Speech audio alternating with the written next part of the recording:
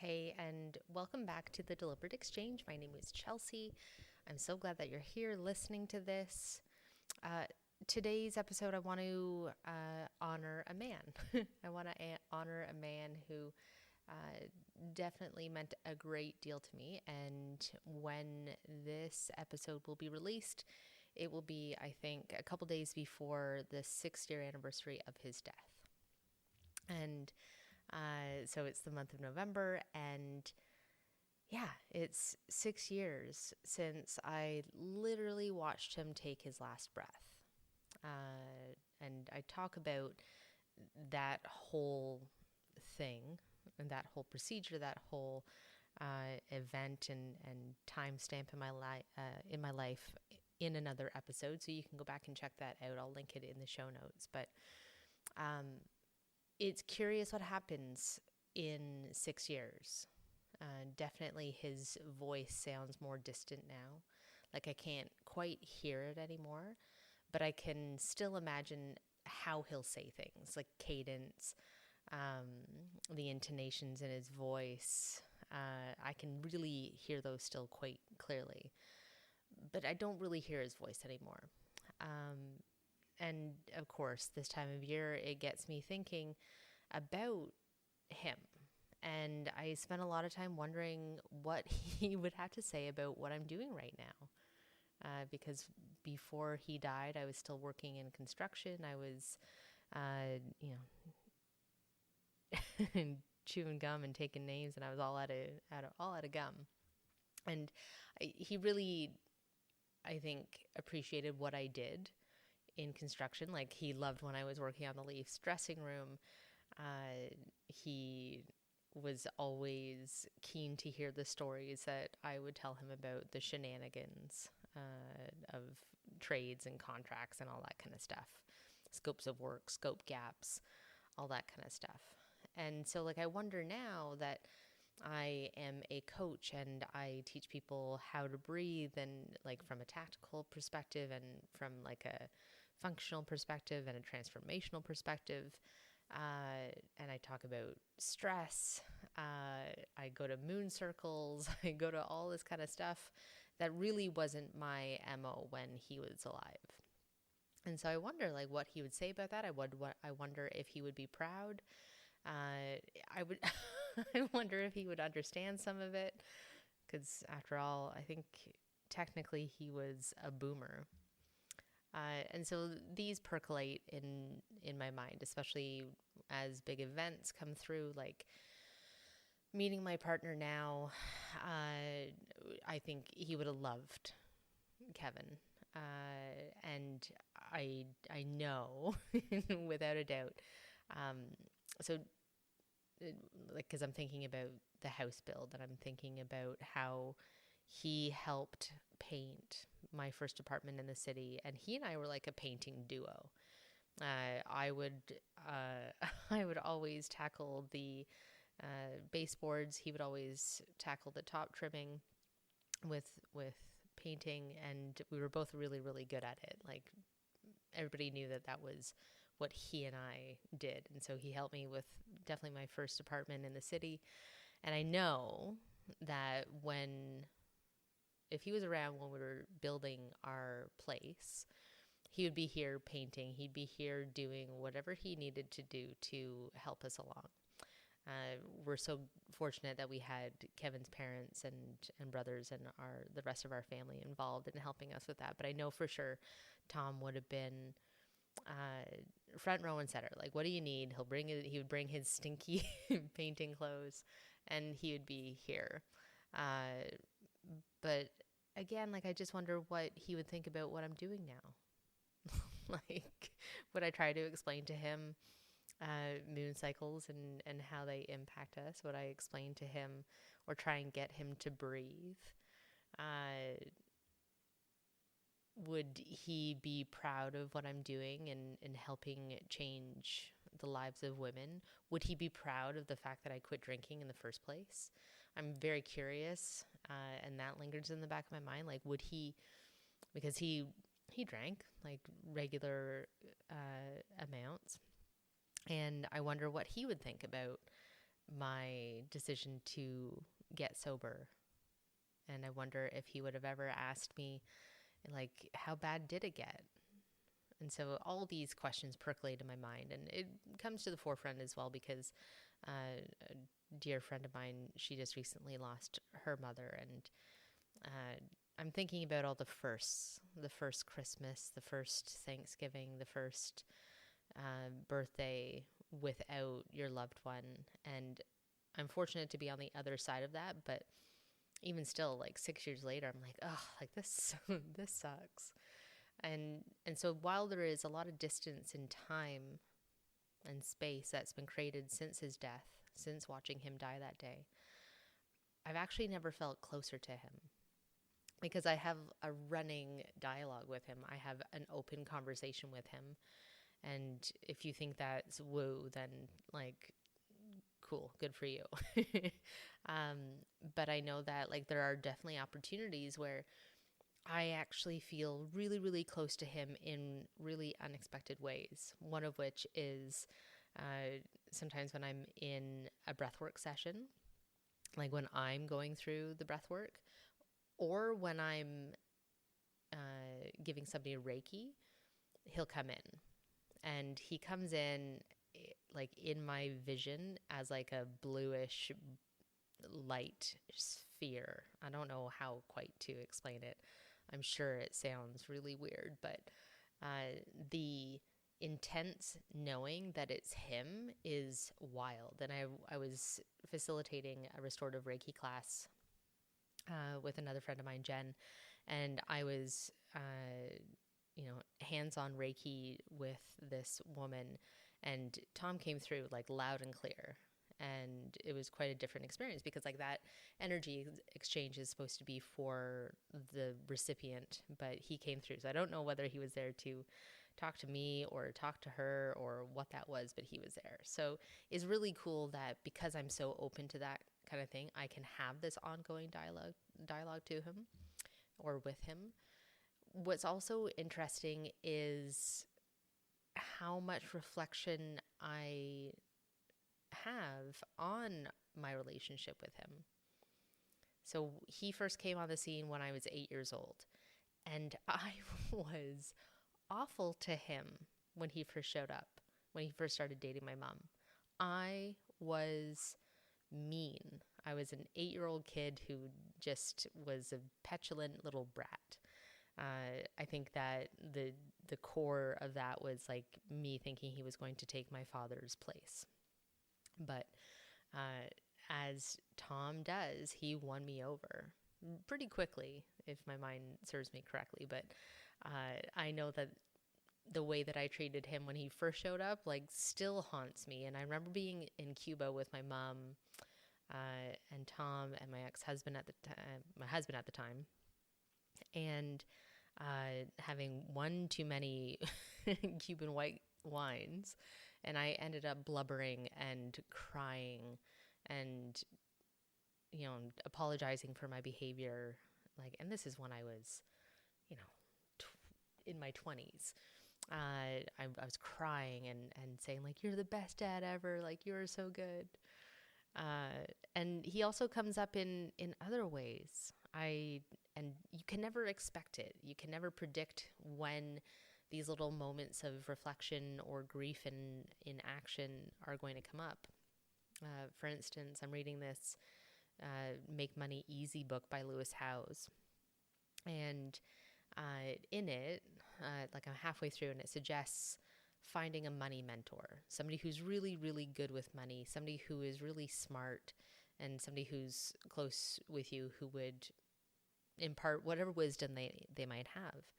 And Tom was my very first thought. He was really financially sound and smart, none of which I took advantage of when he was alive. But he was definitely my first thought. And then the immediate thought after that, because when it came into my head, I was like, oh, Tom, I can just go to him. But I can't. He's dead. And so you have these moments where you're like, okay, this is something that they can help me with, but then you think, no, they are dead. But what's beautiful about that particular moment is, of course, acknowledging how good he was, and the space that is created for me to think of somebody else in my life that I would be excited to talk about or to ask about, like being my money mentor. And how grief created that capacity for building other relationships and to see that there's more than just one person, which is really significant. And even in like the realm of fathers and masculine templates and what our experiences are modeled after, I did some masculine and feminine repatterning with my mentors, Claire and Tay. And I remember going into that feeling intimidated and a little hard done by, thinking like I wouldn't have somebody that I could like draw upon for a positive masculine template, except for my biological father. I thought like, that's unfair. And I kind of discounted Tom as my stepfather because he's dead, but like he's still that template for me. And again, I was able to think outside of the norms that were prescribed to, that our masculine templates can only be like two quote unquote father figures. And meanwhile, like I have so many other amazing examples of men and masculine templates in my life that are amazing to repattern to. And that's exactly what I did. What I also think about, especially this time of year, because of course I'll want to post something about it, I'll want to talk about it, and I talk about him, and I've always had a difficult time calling him dad. And yet he is the man in my life who represented dad. He was not my father. He was my dad. He earned that in every single way, like, definition of the word. But I never felt comfortable calling him that because of a couple of different reasons. So first of all, I have two step siblings, and I always felt like I would be taking something that is theirs, and so I didn't want to step on their toes. So I definitely would avoid calling that. And I do remember a conversation about calling him dad, and I remember being cautioned by somebody close to me, like, what would your father think if you were calling him dad? And that really kind of pushed me into that corner of like, okay, I shouldn't call him dad for that reason, and because I don't want to make and take what was my step siblings, and so it just became like really, really confusing and also kind of shitty. Like, this man represented my dad. He is my dad, and yet I let other people tell me what I could or could not call him. And that's sad, because like I think he would have really enjoyed to hear that more often than he certainly did when he was alive. And I go back to the day that he died, and certainly the times leading up to that, like, was I calling him dad more often because of what was happening? And I don't think so. Like, I think I was still keeping to calling him Tom, and just putting myself in this little box just to make other people feel comfortable, and negating what I felt to be true. All that to say, it's a very complex situation. Family dynamics are weird. And so 6 years later, as I think about the anniversary of his death, I get to be reminded of the impact that he has made on me, and the impact that he has made on my character. And I don't want to say that his death necessarily spurred me to quit drinking, but it was certainly a catalyst of sorts, uh, to want to continually make him proud. It's not why I do everything, but it is certainly a contributing factor. And so I think about, where I was 6 years ago and the state that I was in emotionally, mentally, physically, feeling like a bit of a shell of a human being, overcome with stress, overcome with grief, and to who I am today, feeling really, really resilient and resolved, feeling really confident and strong. And it's because of those experiences. It's because I did watch him die. It's because I do live with his grief. It's because I decided to do something more with my life than just work and drink, because those were my two modes. And 6 years later, I know he's around. He's behind my desk here in a little box that I got for his ashes. He's also in our walls, which is cool.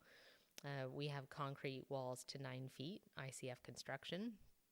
And when we were pouring it, our builder had me come up to above like the header of our doorway and sprinkle his ashes in, so that, he's always kind of looking over us as we walk into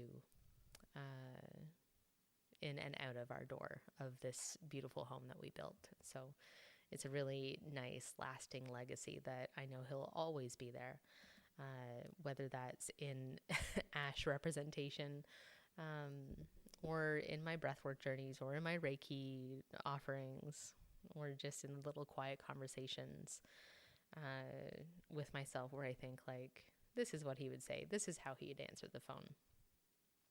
If you are, part of the Dead Dads Club, if you have dealt with grief of some description, my heart goes out to you. It's fucking difficult. I will say that. And there's no clean way of dealing with it. But if I've learned anything in the 6 years, is the sooner I acknowledge the emotions and how I feel and give them space to breathe, the sooner I get through them, and I can then think about the capacity I have in other areas. Like the whole, find a money mentor, and I think of him, and then I'm like, no, he's dead. But I acknowledge those moments when they come. I don't stuff them down. I don't think them or try and rationalize or think them away, or think like, just because it's 6 years, I shouldn't feel as hurt. It's also a weird time of year, because I know that people will reach out. And like, this is going back to like, the claiming him as my dad conversation, I think. I know that people will reach out to my mom, and they will send their sympathies and their acknowledgments of how difficult it is on the day that he died. And from my immediate family, I don't really get that. I don't get the acknowledgement, like, fuck, this must be really hard for you too. And as much as I would like that from other people, I have come to realize that you cannot rely on that validation and that confirmation. And so I acknowledge it for myself. It's really hard. It's really hard to go into year 6 without him. It's really hard to lose a dad. But there's a lot of good that's come from it as well. So this episode is for Tom, a king among men. And that's it. If you're going through grief, I'm sending you lots of love. If you have any questions about my grief process, what I do to feel it, to heal it. If you have any questions about the medical assistance in dying procedure, let me know. And if this episode has resonated in any way, you can like and share it. Send me a message, and I'd be happy to hear it, happy to read it. And with all that being said, breathe it in, be deliberate, and please be good to yourself.